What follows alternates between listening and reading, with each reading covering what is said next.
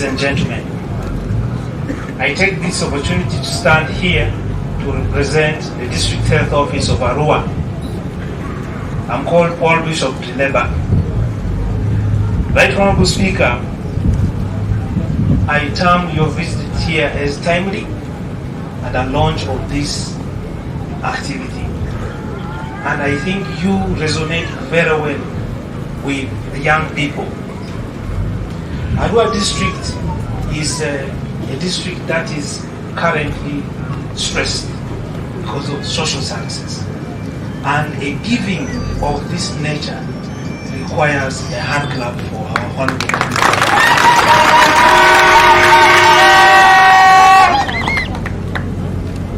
Arua district, if you look at the statistics, right honorable speaker, 24% of our women who attend antenatal range between the age of 10 to 19. And this is not very far from the national figure of about 25%. I will state to you here that Arua district has one ambulance in its name, but it has pickups as referrals. If you look at the percentage I've just told you of the young people, you are aware that the nation has turned to be a young person's country, then you can understand that this is very stressful for any service delivery point. And we are very happy and excited that we are receiving these units to be stationed in Arua.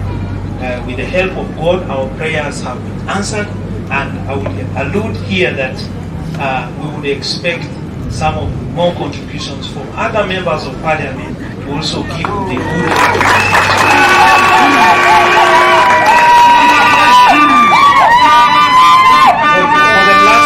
for the last 2 quarters. We managed, with the little resources of referrals, we managed to refer 1,031. You can imagine that, 1,031. But unfortunately, we've been able to lose 7.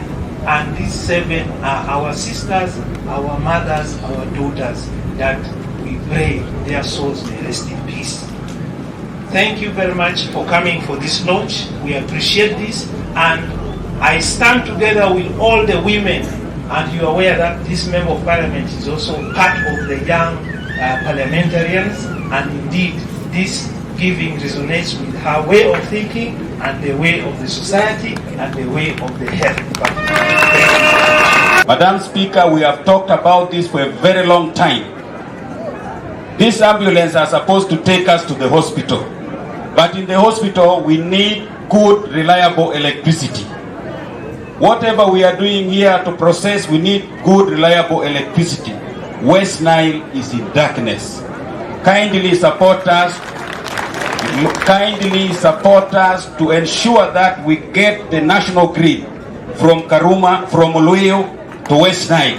This will enable our people to do their own business, to get money which they can support their people in healthcare, in education, in other investment.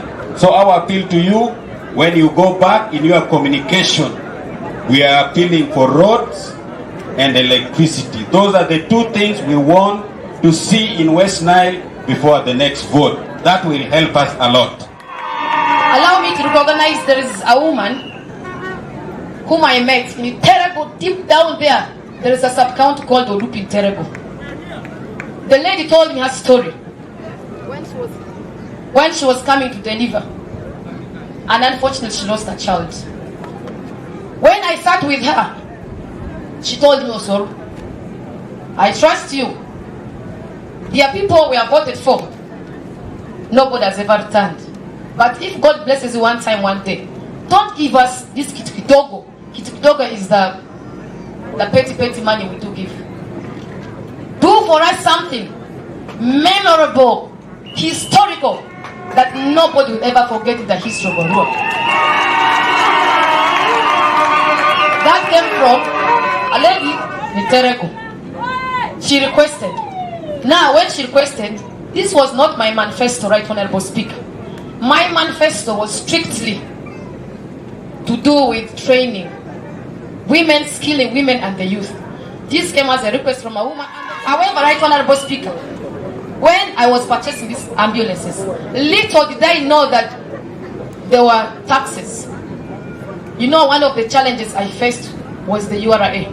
I was supposed to launch this since last year, but because the URA took me long and I didn't prepare. If I knew there were taxes, I should have prepared. But when the day when I went to do the registration, only that I was being told there's an environmental levy of 50% on each ambulance. There was 6% withholding tax on each ambulance. That means each ambulance has 56% of the taxes, which I have to pay.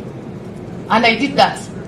My plan for Arua district was to buy 7 ambulances. But because of the challenges I went through, that was how I decided to use the money for the ambulance to pay for the taxes. I'm very, very happy to be with you today. It's a very, very happy occasion. I want to thank Honorable Osoru and Honorable Atiku for inviting me to come and visit in Arua. I'm a friend of West Nile. I've been to Maracha, I've been to Zombo, I've been to Nebi, I've been to Pakwach. It's only Koboka and Nimbe we have not been. So I really care for the people of West Nile. Thank you very much for the work you do. Now, let me start with the issue of the city. I just want to assure the people of Arua that it's not that we do not want to sit. As Honorable Atiku has explained, the motion was brought in December. We had games for 2 weeks and were the hosts. So it was difficult for us to abandon our colleagues whom we had invited. But I know, I want to assure you that now that you are finished with the electoral laws, before this month is over, the issue of the cities will have been handled. You trust me, I am in charge of that. So thank Honorable Osoru. You know, sometimes people can get excited about money, buy big cars, buy a ship, buy houses for themselves in Kampala. But I want to thank Honorable Osoru. We have been talking about her work, and she told me that she's working on ambulances, and I said 6. I said, really? Are you going to be able to afford? She said, don't worry, I will not buy dresses, I will not buy a car. Let me deal with the issue of the ambulance. So I want to thank her for that. I also want to thank her for the work she did. You know, these international meetings, I have a reputation. So when they say Uganda, they say, this one might be like the speaker. So let's give her. That's so they went on my back. But she did a very good job as the president of the Young Parliamentarians and did a lot of work. And she was a force to reckon with. But I want to thank her. You know, all members, if you do not tour your constituents, you may not understand the problems. Yeah. There's time she disappeared. So after about 1.5 months, I said, I don't see this member. So I telephoned her. I said, where are you? Are you sick? She said, no. Where are you? I'm in Arua. What are you doing in Arua? That I'm moving around. I said, okay, if you are checking on the people, I will pretend that you are here. And so she was really checking on the problems so that she can find solutions. So I want to thank her for that. Let me also thank Honorable Atiku. There are both very active people in the House. But I want you to embrace the program brought by Honorable Atiku on the issue of title deeds. They are talking about a city. The value of land in this area is going to be very, very high. So if you have no deeds, you are going to be cheated. Please, embrace the program, make sure you get title deeds, so that you have something you can speak about. Something that identifies what is yours, not just the common thing of everybody. It's very, very important you work on that program. Now, the President, I'm going to remind him that he has an outstanding visit to Luparaka. By the way, it is Honorable Atiku was told, I'm a supporter of Luparaka. I really follow them. Every day I check the news, how are they faring? When I'm busy, I say, how are they? How are our people faring? So I'm here with the team from Baraka. I want to thank them for the work they do, marketing this country and marketing sports. Now coming to the issue of the power.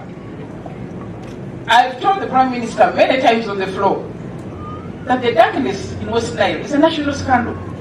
How can West Nile be in darkness for so long? We have spoken about it, we have demanded. Anyway, what I'm going to tell you, we are not going to stop. Me together with the MPs of West Nile, we are going to continue making this demand so that the power can come to West Nile. Because we pass the law. So there are people who are not doing things properly, who are letting down the president and letting down the people of West Nile. But we shall work on it, and we know that time is of essence. The roads are another issue. When I went to Zongo, I went back and wrote the president about the roads we had discussed. Even when I went to Maracha, I even reported in the house. In Maracha, there is a border post where there are no officers. And occasionally they see one man use the immigration office. Yes, that's what they told me there in Maracha.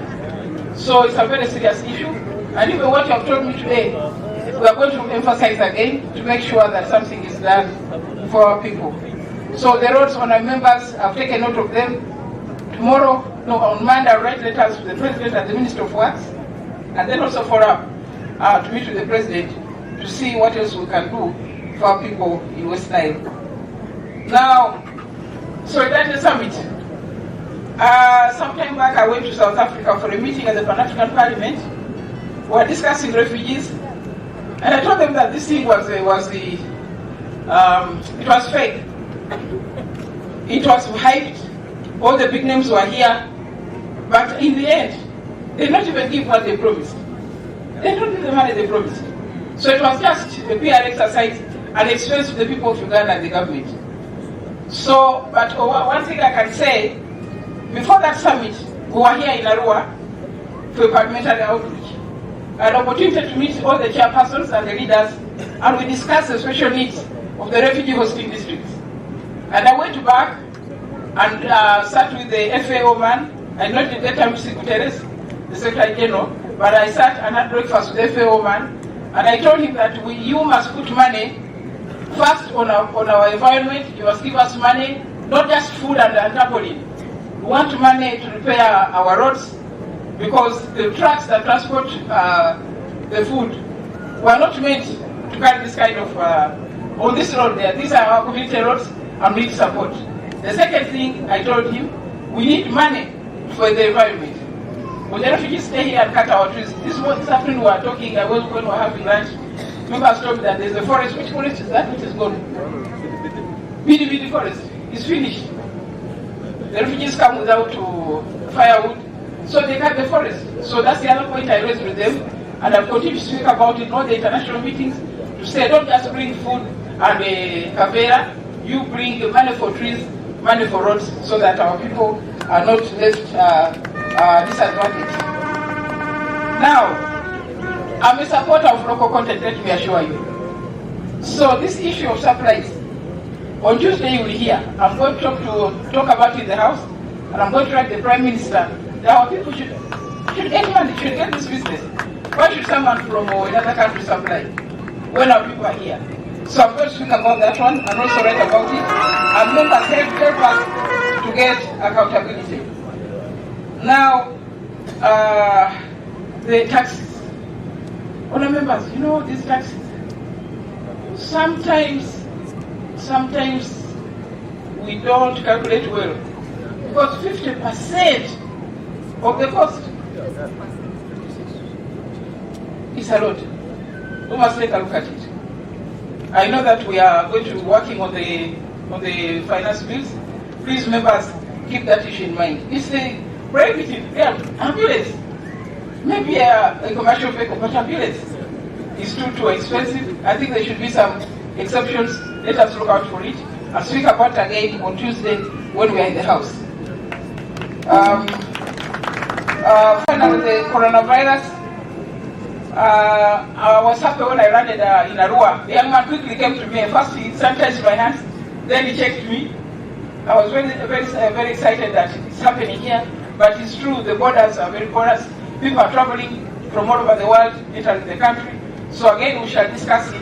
We'll be writing the Minister of Health to ensure that more effort is put in at the border points. Otherwise, I'm really, really happy to be here. Thank you for hosting us. I want to thank you for supporting our members of parliament. Let me assure you that we work well with them. We work very well with them, and I hope that you can continue seeing them. Don't let your eyes dangle down. So can I can commission the No. Puede no. No. Puede no. No. I want to hand over to you the ambulance for Vura constituency. You must take care of it. Make sure it's happening in Vura, not on the main road, Arua. So where did that from Vura? Let me know.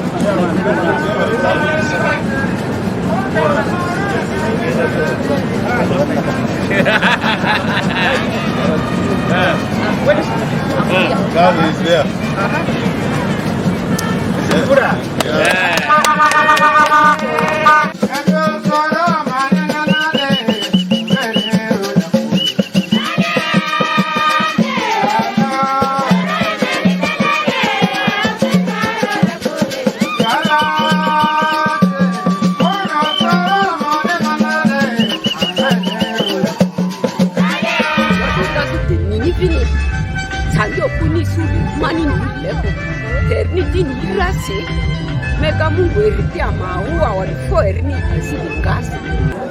Actually, I'm very excited to have this efficient transport, which will help the expectant mothers to reach the hospital easily.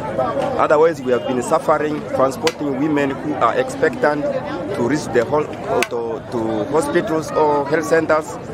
Actually, on bicycles, sometimes we put them on beds, we carry them